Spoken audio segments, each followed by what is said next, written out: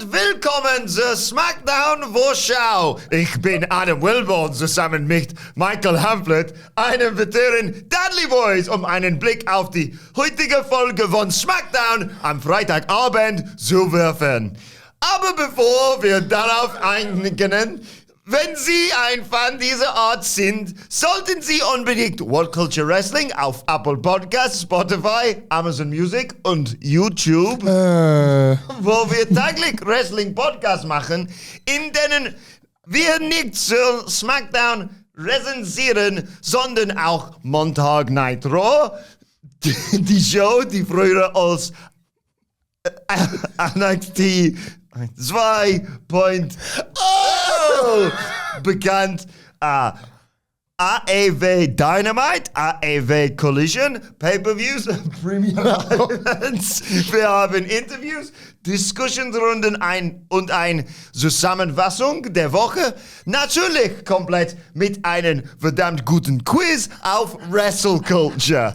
Aber wie gesagt, ich würde von Michael Hamflett begeistert, um einen Blick auf die heutige Ausgabe von SmackDown am Freitagabend zu werfen.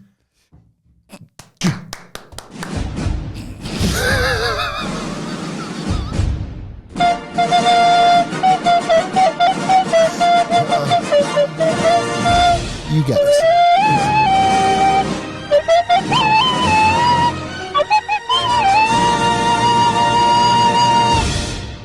SmackDown's in Germany.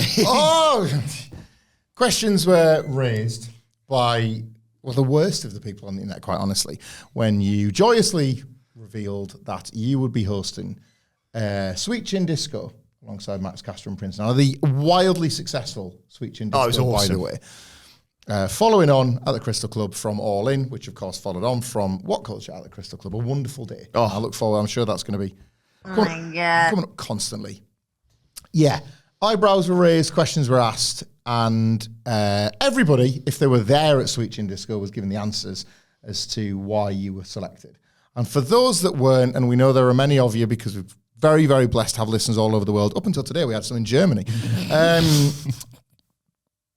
They've seen and they've heard exactly why you were the man for the job. Any job, if anything. You've got 6 jobs that day. Yeah. Flexibility, malleability, charm, panache, charisma. None of them were evident there, but for the most part, you can be relied upon. That was something. I apologise to Mrs. Scannell, my old German teacher at school. Didn't do German at my school. Like, I enjoyed that as very much as a spectator. We did, I've definitely told the story in the podcast, but I'll tell it again. We did French all 5 years. I picked up Spanish for a year as an option. Dropped it because it was making my French worse. My brain couldn't cope with 2 languages at once. And in the GCSEs, I got an A. And one of the reasons was our French teacher, who I won't name, you know, you never know, was either also a moderator or so in with the moderation that rather than teaching us to speak French, they simply gave us exact phrases. Which you still remember to this day. To this day, pour faire autrement il faut être fou. To do anything else, you must be mad. Right? Exact phrases to just drop in the middle of your Le week-end dernier, je suis allé à Scarborough avec mes amis, Kev, je jouais au football sur la plage, right? So like last weekend, I went to play football on the beach with my friend Kev in Scarborough. To do anything else, you must be mad. Like, you just, right? So you would be hitting like all of these, and then they would listen back to the tapes and go, wow, the Filey school lot sure know how to do really smart conversational French. Interesting, they're all having the exact same conversation, but by the letter of the law, it's an A. I'm just asking questions. None of them in French because I can't. Yes. I did French and German at GCSE, which was something. And then tried to do German at A-level. Yeah. But my school didn't do it, but the school down the road did. So I did 3 of my A-levels at one school and tried to do my other one at the other school. It lasted about 2 weeks before I nearly had a mental breakdown because they did it completely differently. I think they spoke their entire lessons in German, which we just hadn't been doing at my school. Okay. B, their class times were different. So I'd just leave class halfway through, which I thought, long term, this probably isn't good. Here's the important thing you need to know about the test. Goodbye. Right. And 3, it's kind of laid back sixth form that I went to. And the loser school round the corner had a uniform. And they sort of bent the rules for me, but they said you still have to make an effort. So I was always the lad in sixth form coming in like a shirt, and you were like, people were wearing the height of fashion, as far as I knew, back then was wearing a t-shirt outside a long sleeve t-shirt. Remember it well. Ideally, sometimes you could get one where the t-shirt underneath was nothing but an illusion, and bits of t-shirt were sewn up like your arms and under it. Yeah. If you're just too hot, just take one of the t-shirts off. I can't do that. But so I'd be turning up in like shirts you'd wear to like a family wedding.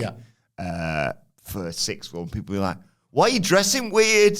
But then I'd go to the other school and they'd be like, "Why aren't you dressed smart enough? Yeah, you're weird as well." I thought you were going to say like it was did you. Law and unfairly raised my parents' expectations as what I could do as a career. I love the idea that there was that crossroads in life, and it was basically law or Adam Wilbourn, present day, pretty much. And the parents are like, "Well, we're just proud of you. Whatever. Please pick law. Please pick law. Please." Objection, Your Honour. Yeah. Well, it's funny you accused my client of committing murder, because to that I'd like to say, no, dear, that's wrong. It's like, Mr. Wilbourn, you can't keep bringing the soundboard into court. It's funny.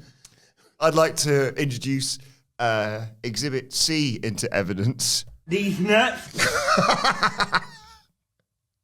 Oh, hang on, I might have one. Go on, yeah, take.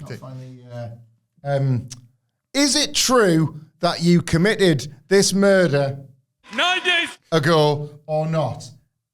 Because, ladies and gentlemen of the jury, I consider that to be the truth. And I mean, folks, where's the lie? Yes, co-counsel, consider that a... Oh! Teachable moment!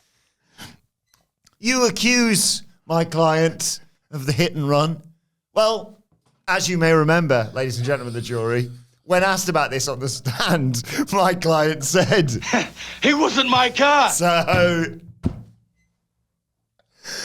I know what you're thinking. Despite that, a guilty verdict. We're gonna do it anyway!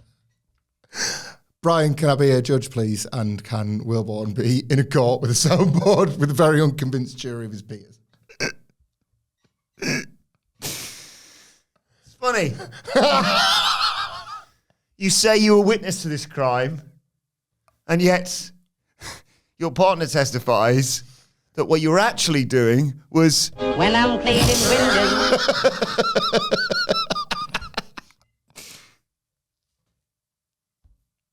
The only way we'd ever know, of course, is if the victim was here to testify.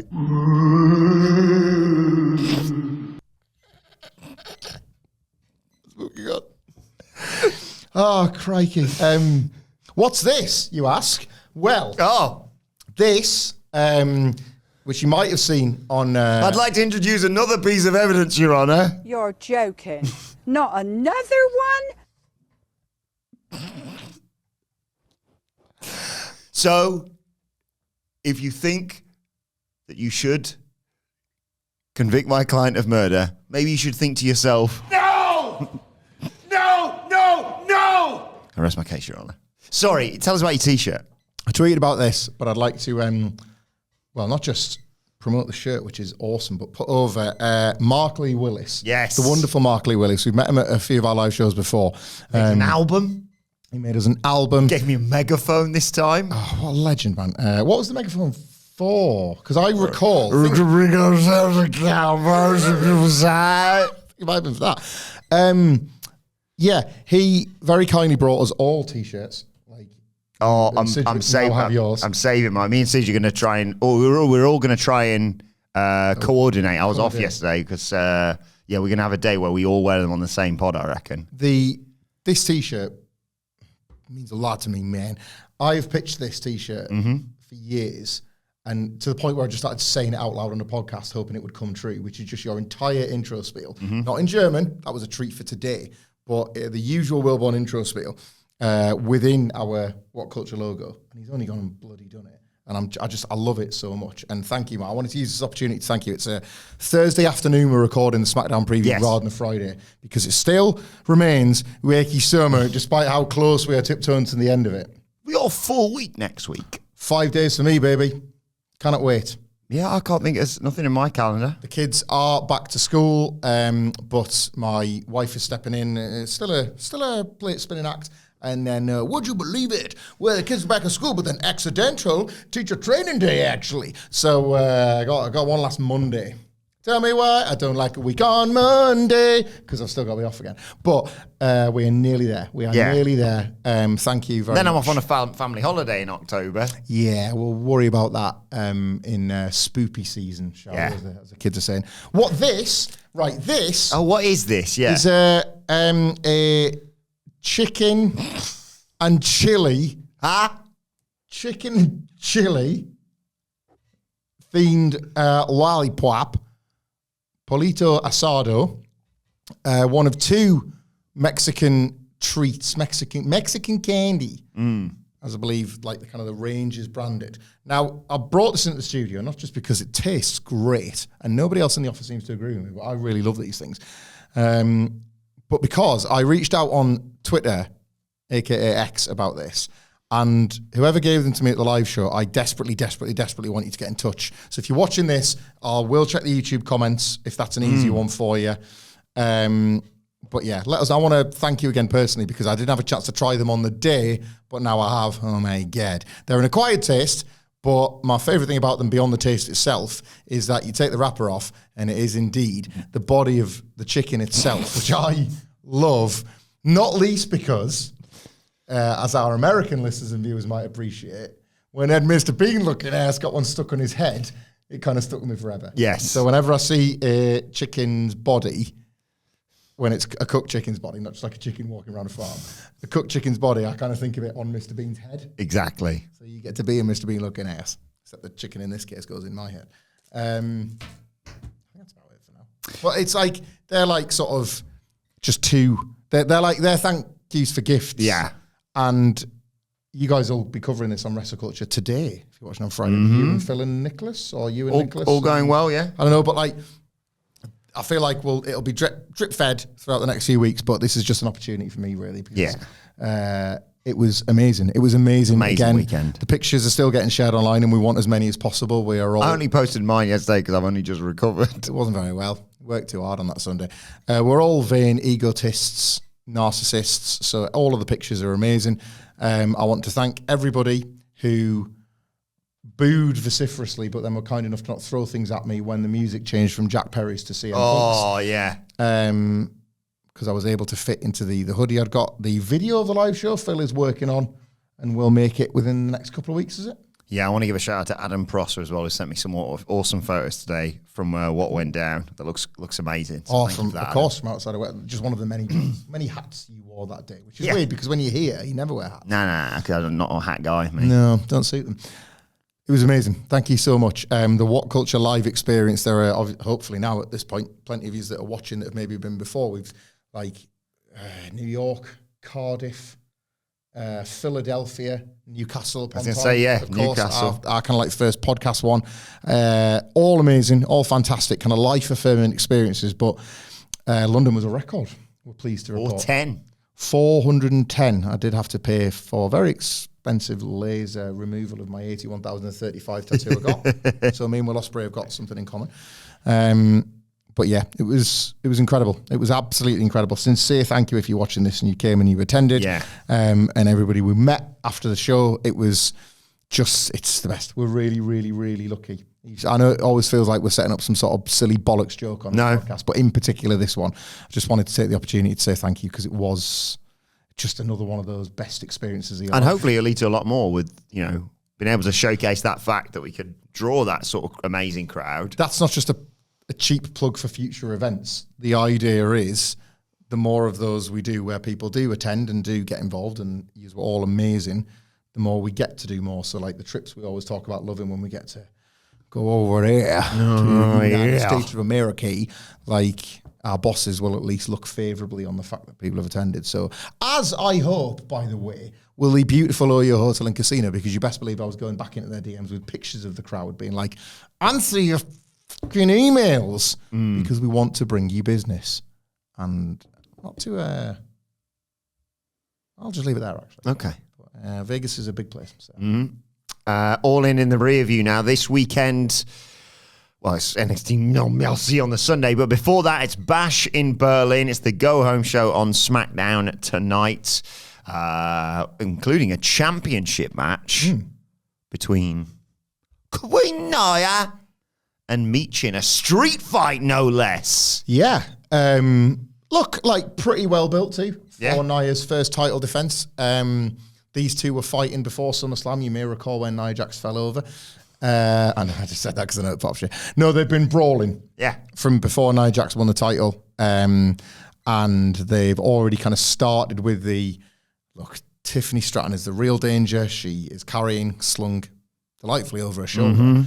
The Money in the Bank briefcase that presents the real threat to Nia Jax. But in the meantime, the idea is you create a line of other potential challenges, of which Michin's kind of been thereabouts anyway. She's been putting in the miles, making the talents for this title shot. She won't win, I don't think. No. But if other than Glasgow, every other SmackDown before the PLE has been red hot. Oh, yeah. The fans are excited, they're ready, they're jacked up for it.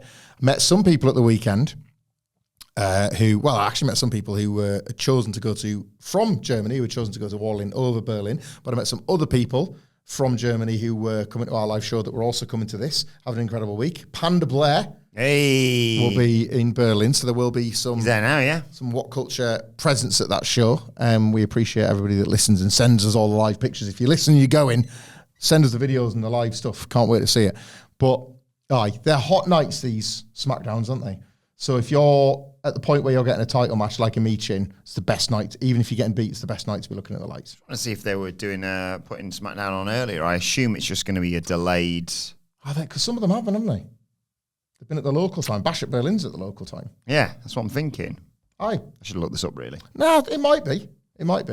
Which, I don't know, it just means like earlier in the day for our American listeners. Coast to coast. Yes. Very early if you're on the West Coast. I think they'll just do the delayed airing one. I like the live ones. I like it when you get it live at tea time. Are you surprised that they haven't put the women's tag match on the TV? Because normally if they're going to do that, they've got the Unholy Union versus Belair and Cargill on the paper, of course. Well, I don't want to completely step on our own dicks here, but we recorded a predictions video today. Let's keep it a mystery, actually. It'll be online maybe by the time you're watching this.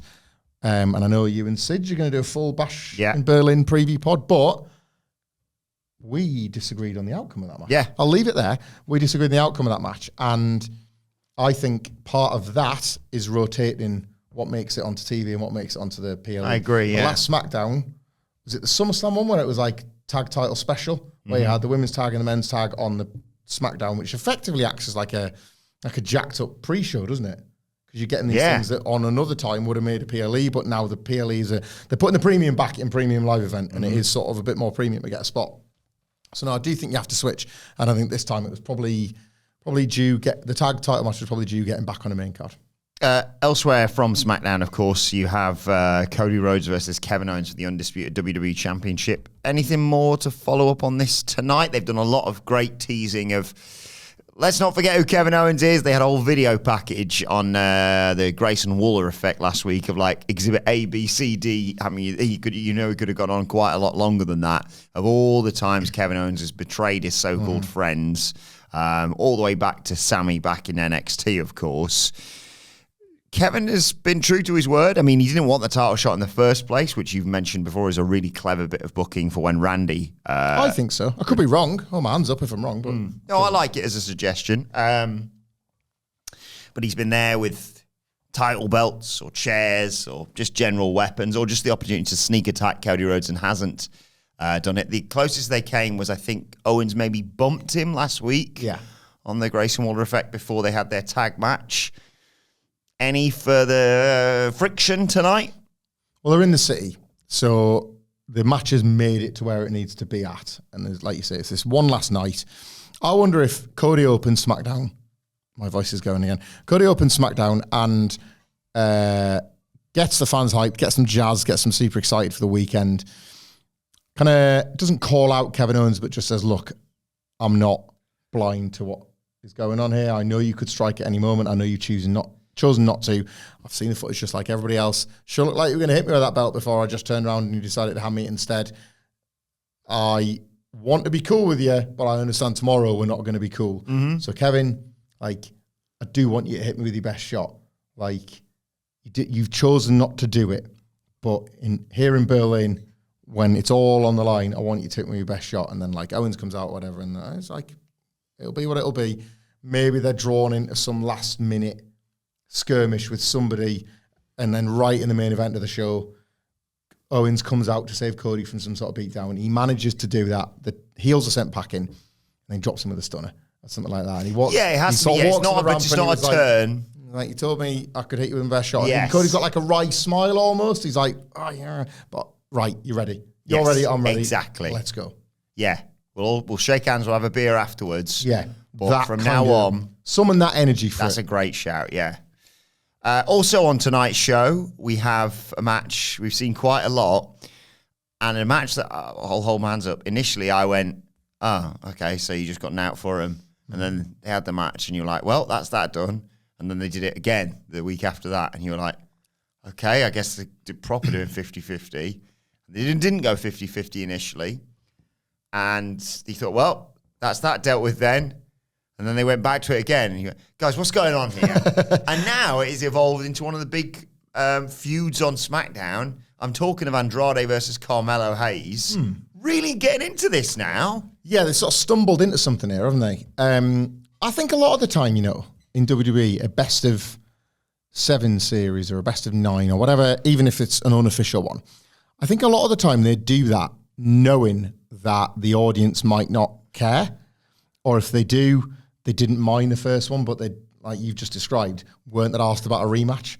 But they know, actually, we're going to turn this into a best of 7. And they tell the talent, they say, look, there might not be a huge thirst for this. They've just seen it. And they're not sensing a big story developing. They're not sensing any kind of competitive edge between the two of you. They just saw it, as in WWE referring to the audience pronoun boy.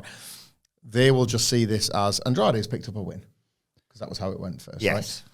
And then all of a sudden there's another match and the fans still might be like, I'll just watch. My arms folded. I feel like I saw this last week. And then a third week and a fourth week. Like, and I vividly remember this happening with, I use this example quite a bit, Sheamus and Cesaro. Yeah. To look at the wrestlers, you would think, I can't wait to watch this. But in truth, they were both cast a little bit. If you remember, Cesaro like wasn't drafted and Sheamus was like, hey, you suck ass. And he was like, well, you're not much better. Well, let's have a fight. And then it was a bit like, oh, this race to the bottom, who's the least loser of the two? And then the matches like gradually started to really kick ass. And then you start to actually care about who's going to win this best of 7. What starts being like, 7 match? What? And then by the end, you're like, oh, it's a decider. And then it goes to a draw, and it's like, and then let's combine our powers and be a class tag team. I'm not saying that's where this one is going. No. But a narrative does start to form, and a legacy starts to exist. Like, people still talk about, you know, difficult name to bring up, but still talk about Booker T and Chris Benoit's in WCW. I remember it. It gets mentioned and it gets rewatched and it gets referenced, like for a reason. And Melo's run, I think we're higher on it than the consensus because of the little shift into the kind of, he's cocky almost without backing it up, rather than in NXT where he was cocky, backing it up, and the matches were a bit drab. I've quite liked this shift, but at the moment I still think broadly the jury is out. Maybe that's from people that don't watch NXT and they've just seen this guy come up, talks a big game, doesn't exactly back it up 100% of the time. Like Melo does miss. Sometimes that's the sort of problem with the character. Yeah.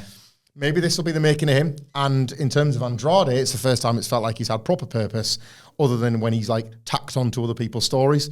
So I'm starting to have that Sheamus Cesaro moment where I'm like, hang on, one more then. Yeah. One more. I like the fact, and it's the fact that under this new regime, they don't just have the same match Yeah. No one learning anything about each other. Yeah, callbacks. It evolves each time. Yeah, exactly. With that in mind, I think they're 2-1. It feels like Melo evens it up tonight. I think Andrade goes 3-1 up. Oh, okay. Feeling confident, feeling assured that he's going to like wrap it up. And then Melo goes really down and dirty and cheats to get it to 3-2.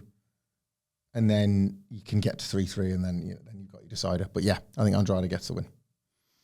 Santos Escobar was close but no cigar with the United States Championship match last week. And then one of our favourites from NXT, Baron Corbin, went and rubbed it in his face. Yeah. I'm slightly concerned that Baron Corbin's going to be made an example out of by Legado tonight. Yes. I mean, it's very undercard.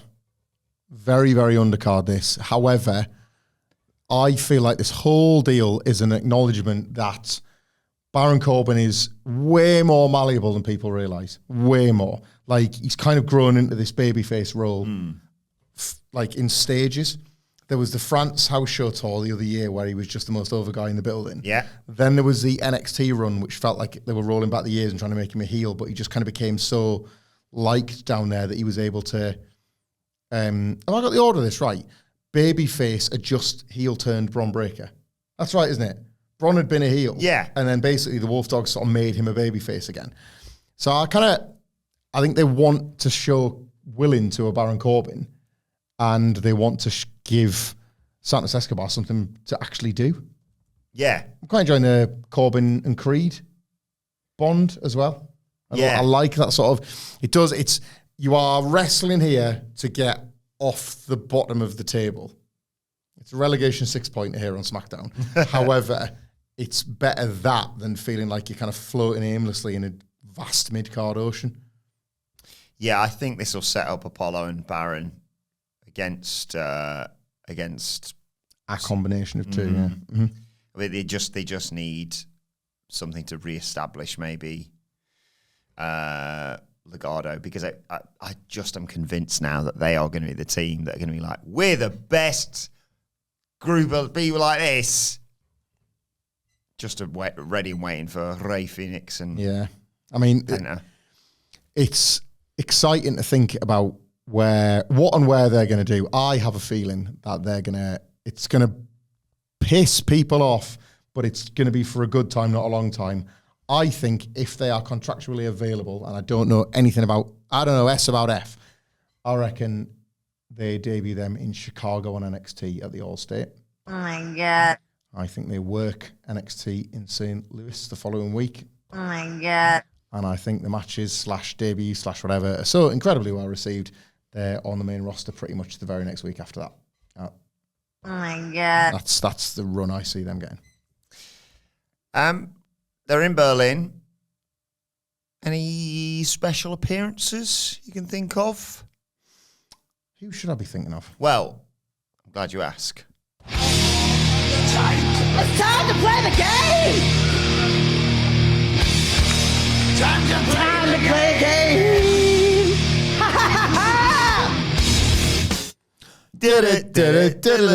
Which Germans are going to show up on SmackDown? Right. I have Googled famous German people. Okay. And I have a list here. Where was it? There it is. I think this is from Instagram followers, but still. That was it. I had famous living Germans. That's rather important, that part. Steffi Graf. Could be one. Are we doing it, Carl? Is it like stop? And I am. Is that it? Is that the one I wanted? I think this is the one I wanted. Yes. Okay. I am going to scroll through. Okay. Tell me when to stop. Stop. Okay, pick a number between, what have we got there, 1 and 3. 2. You almost got German Chancellor Angela Merkel making an appearance. Right, yeah. But the beautiful Heidi Klum. Heidi Klum. Could be making an appearance. Or would you like to twist? Because I have more names here. She used to be married to Seal, didn't she? Mm-hmm. Is she the one who dresses up as, like, weird... Yeah, her Halloween costumes are like known, aren't they? Around maybe like if you are off around October, maybe we get her in as like a guest host.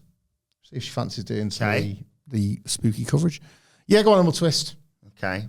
Who was the Heidi Klum has been on SmackDown before, I think. In like the olden days? In the Attitude Era, I think. Where was the one that I was looking at earlier? I was looking at who is it? Is it Tim Weiss, the goalkeeper who started wrestling in German wrestlers? Let's try that. I don't know. Tim Weiss. There we go. Yeah. Every German wrestler, pro wrestler, Brackus. Oh, yeah. Brackus. Tim Weiss played in the Bundesliga, retired, even got signed to NXT, or rumors were at least, and he teamed with The Bar in a live event in Munich. There you go. Well, he's not the only wrestler, of course, to transfer from one of our kind of like national sports, is he? No. Because a certain rugby player, is his name Luke Maines or Luke Mesnez or something? Menzes, like I think. Menzes, something like that. He's done all right for himself. As I can't remember the character. Go on and stop. Oh, sorry, hang on. Okay. Picking up between 1 and 8. 6. Oliver Kahn. Another goalkeeper. Is he a goalkeeper? Oliver Kahn's a goalkeeper, isn't he? Soccer AM Endgame. Yeah. Oliver Kahn, like, was in the goal and you had to score past him. Is that World right? Cup winner? Maybe. No. World Cup finalist, Ronaldo scored past him. Euros, 2002. Feels like if you're a German. Or maybe international back from that then, yeah, era. that's a good point. Let's I have a don't look. know. King Khan. So if you got the Queen right there. Good, yes. The crown falls off Fred and he just catches it. But then accidentally drop kicks it into the crowd. Force of habit. We'll go twist, but just because I'm really enjoying this game. Okay. So this is who we are saying is going to... Yeah. Sorry, Berlin, you could have had Heidi Klum or Oliver Kahn. Oliver Kahn.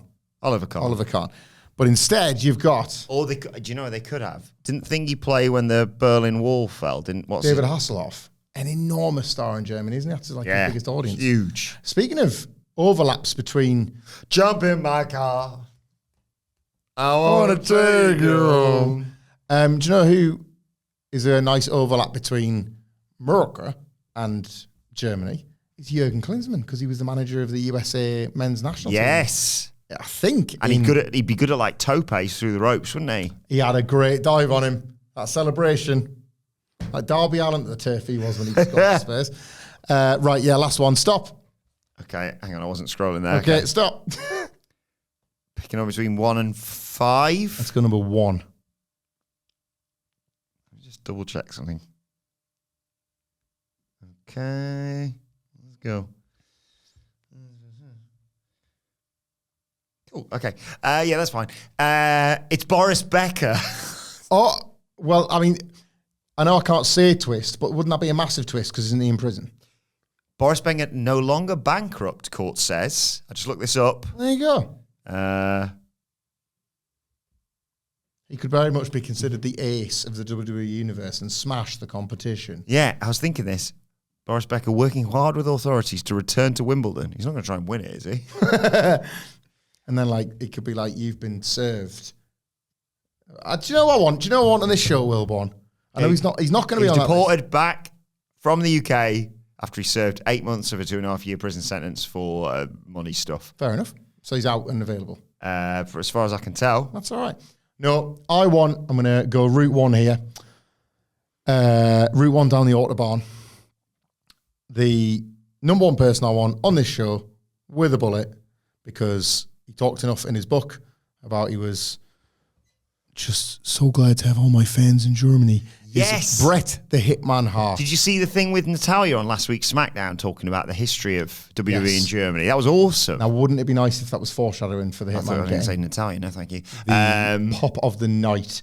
Bret is almost as beloved in Germany as he is here in the UK. That's a great shout. Like, WWE needed European markets when domestically they weren't doing so well. Sound familiar?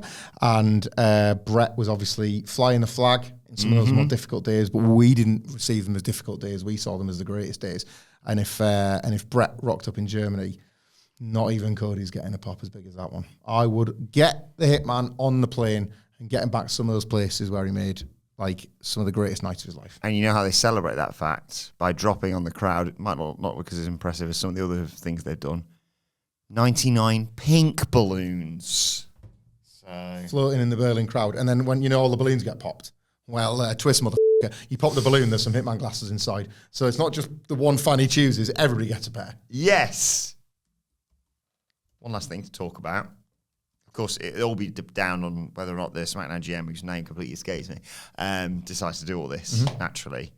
One last thing I want to ask you, rather a big thing, because the US Championship is going to be on the line. LA Knight defended it last week against Santos Escobar, and then said, bollocks, open challenge in Berlin. Who's going to answer it if it's not Oliver Kahn? When we have a bit of fun, and I sometimes appear to forget a thing that you say quite regularly in order to tee up the opportunity for you to say the thing. I don't know. For example, the way you might describe the crowd we're going to travel from the Crystal Club to Wembley in.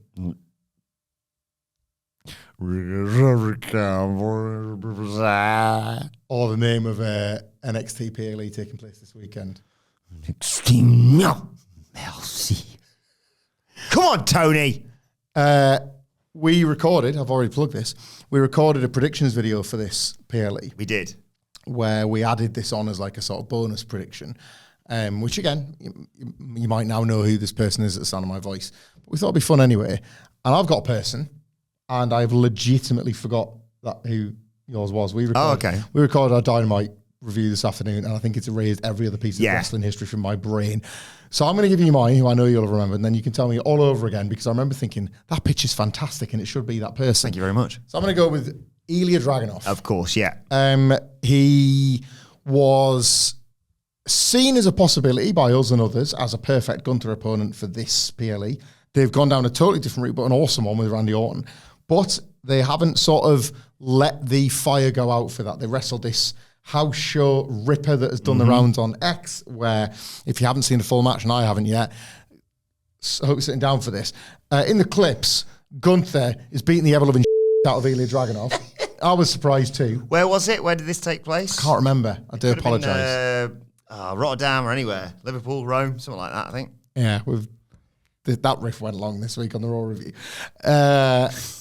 But, bear in mind that Paul Heaton charges 30 quid for his ticket, so enjoy logging on for Oasis at the weekend. Oh, I will do. Don't you worry, mate. I'm your biggest fan. Big fan, mate. Loves the band. Ilya Dragunov was in NXT giving everybody the match of their career as the NXT champion, and that's the brand where you need that sort of thing. LA Knight needs it less than ever, I would say. However, what a night to get a great match. What a night to get somebody that is beloved to those fans for everything that he did in WXW, for everything that he just did, kind of grinding over there, in the, like, legacy feud with Gunther, but there's AKA Walter. But there are, like, lots of reasons why Dragunov would just be, like, the kind of perfect opponent for the perfect night, even in defeat. And my other argument to that was, he's losing a lot, and is it mattering one bit? Yeah, that's a good point. That man is losing up the card on the strength of his performance and his will to win, and his fight and his determination. And I was quite happy with this prediction. And then Wilbourn dropped a name, which, believe me, I am as excited to hear for the second time as you are right now. That just made me go, nope, him, book it, done. I've warmed to the Dragunov thing because there's a way you do it where he's hugely popular, and LA Knight will not get booed or anything like that. But you think, oh my God, Dragunov might do this because no one's buying LA Knight losing. No. And then what if, just because he's a bit of a prick, Ludwig Kaiser just costs him and goes, yeah, if you want to watch the real champion, that's tomorrow night. And you've sown that seed of like, oh, you really shouldn't have done that. Yeah. He was leaving you alone. And now he's going to go, okay, I'm making it my life's mission to come back and beat Gunther and take We're back on Raw when all this is done. And yeah. It's a really nice touch. It could be Ludwig Kaiser, like I say. It could be John Cena. It's the US Open Challenge at the end of the day. Has made surprise appearances at other B shows and big events. So, could be Logan Paul wanting his rematch. He was banging on about, my foot was under the ropes or whatever the other day. Could be Bad Bunny. Could be Bad Bunny. It's not going to be Bad Bunny. Who it is going to be, I think, is a man we've been teased for quite some time about on SmackDown, Giovanni Vinci. It's just perfect. It's great, It'll be so well received, obviously, because of his history. He can lose on his first thing and say, "Oh, it was just a bit sudden" or whatever. His character is awesome. It can absorb the loss. Yeah. Wade Barrett is going to sing his praises because he loved him when he was in NXT. Yeah. I just think it works. I love that. Obviously the sort of the Imperium links will serve him well here. And yeah, we miss him. There are some whispers that Ludwig Kaiser and Gunther don't really miss him. Yeah, I heard this too. Because of why the split might have taken place. I'll just leave that speculation hanging in the air. But we miss him. Yeah. And the character this is an interesting journey he's been on with this gimmick, because it was a very NXT 2.0 rebrand of Giovanni Vinci. Indeed. The poses for the pictures, the model entrance, all that sort of stuff. And that kind of went against what maybe some people wanted out of Imperium, not us. And then, understandably, I think, Triple H just put Imperium back together as a 3. Yeah. It was at a time when Gunther was deep in the feud with the Brawling Brutes, so it leveled the numbers off. Then you would have a series of tags. Now, realistically, Gunther was still getting established on the main roster. This was like Clash at the Castle, where Giovanni Vinci just randomly appeared next to them again. And Gunther had been Intercontinental Champion for probably all of 2 months. So it was all relatively sort of early into that run. So then they go on, he becomes the weak link of the group. And then we get the character back when we thought we'd probably never see it again. Yeah. It felt like it was going to be one of those great missed opportunities because he was so good at performing the role. He's a looker, which helps. But he's so good at doing that job as well. So I am all in favour of this. And I'm with you. I think he can lose. I think he can be absolutely fine. I think he can have his debut proper on SmackDown in the weeks to come. And just, I didn't really count. The fans there don't respect me the way they should, even though that's realistically one of the places where he stands to get one of the best reactions. Yes. I'm all in for this one. I think it should be him. I'm really, really excited to see this and the whole show and the whole weekend in Germany, to be perfectly honest. But let us know your thoughts in the comments section below or on X at WhatCulture WWE, where you can follow both of us. You can follow Michael Hamflett at Michael Hamflett. Follow me at Adam Wilbourn. Follow us all at WhatCulture WWE. As I said, let us know your thoughts ahead of SmackDown, which is going to feature LA Knight's US title open challenge, Baron Corbin versus Santos Escobar, a surprise appearance from Boris Becker, Andrade versus Carmelo Hayes, and a women's championship street fight between Nia Jax and Michin. The SmackDown preview. It's got all this and so much more. Auf Wiedersehen!